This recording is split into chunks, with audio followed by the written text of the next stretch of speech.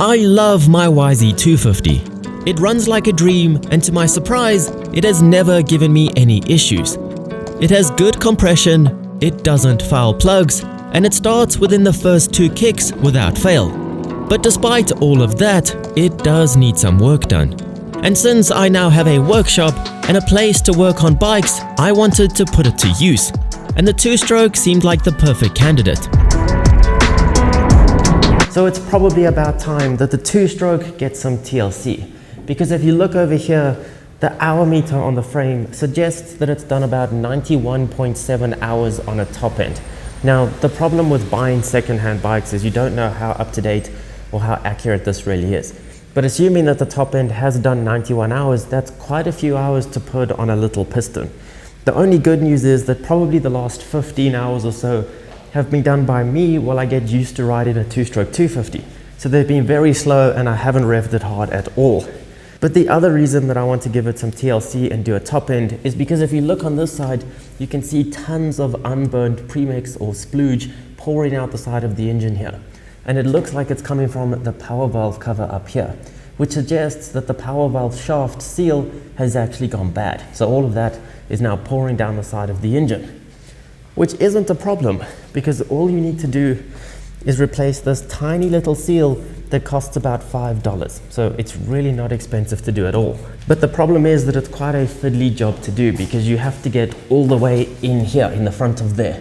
So to do that, you would either have to even take your radiators off if you want to keep it in the bike, which means you have to drain all your coolant, and it's a pretty big job. So most people suggest that this isn't actually an issue and you can ride it up until you do your next top end, because then your cylinder will be out anyway and you'll have very good access to your power valve, which is exactly what we're going to start to do today. So I think this is probably going to be the last ride I do on my 250 before I attempt to do the top end rebuild on it. I just wanted one last ride in case things go horribly wrong and I never get to ride it again, or in case things go mildly wrong and it's just out of order for a few months while we wait for a part.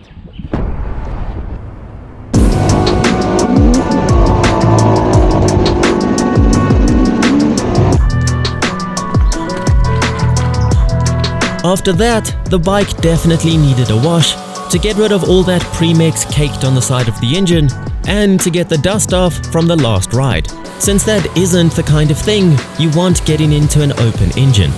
And to be honest, I just wanted to test out my new pressure washer, which made cleaning a lot easier.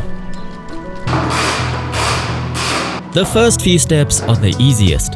First, we needed to remove the seat so that we could then remove the fuel tank to be able to gain access to the top of the engine. Since we're going to need to remove the cylinder, which coolant runs through, we had to drain the coolant, which is always a messier job than you expect, and got my brand new floor dirty already. The expansion chamber also needed to be removed, and the carburetor taken out and put out of the way. I then removed the top engine mount so that the head can be removed later, and the plug cap and spark plug also needed to go. And then the power valve hose and radiator hose were detached now that there's no more coolant. And that is where my basic knowledge runs out. Rebuilding a top end is not a difficult job for a lot of people, but it is the first time that I've ever done it and I was nervous. So I took it slow and I tried to be methodical. However, this is me warning you that this is not a how-to video. To be honest, I don't really know what this is, but I wanted to share this with you guys because ultimately that is what my channel is for, to share my motorcycle experiences. So you'll probably see me do quite a few things wrong, and I won't be able to tell you how my engine is running just from the color of the spark plug or by the carbon buildup. But this is how you learn. I'm not going to lie to you. From this point, I had a real how-to video on so that I wouldn't make any stupid mistakes. But it wasn't a difficult process, to be honest. Once the power valve linkage cover was removed, I could detach the linkage by using a little drill bit to hold the linkage in place so that the bolt could be loosened off. And finally, we could crack open the engine by loosening off the head in a star pattern, and it then came off easily.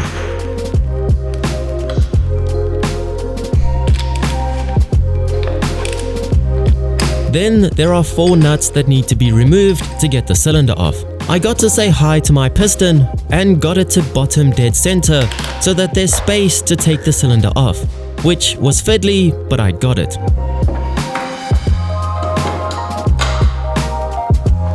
I then stuffed a clean cloth underneath the piston before removing the circlips so that they wouldn't fall into the engine and ruin my life. And then I could simply slide the slightly stubborn gudgeon pin out of the piston so it could be removed, followed by the bearing. And since I do need to replace the power valve shaft seal, I started to disassemble the power valve with the cylinder on the bench, and eventually got to the seal that's been dirtying my bike for weeks on end. So now to inspect the damage, which is where things get a lot more time consuming and expensive. Starting with the worst find, my cylinder has a chip in it on the edge of one of the ports. Not what I was hoping to find, and kind of strange considering that neither the piston or the rings have any obvious marks on them. But nevertheless, I now need to get the cylinder repaired and recoated. And then we have the power valve shaft. It has a groove worn into it where that problematic seal sits. It's a common problem on these 250s, but it means that any new seal you put in there will just be destroyed even faster by this groove.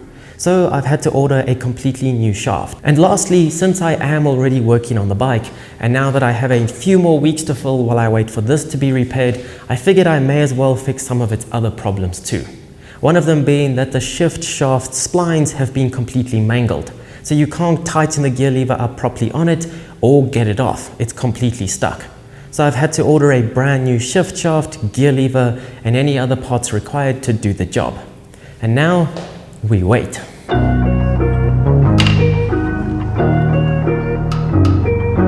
This is not how I had hoped this project would go, but you have to deal with what you go looking for. It's going to take a few weeks for the parts to arrive and the cylinder to be fixed.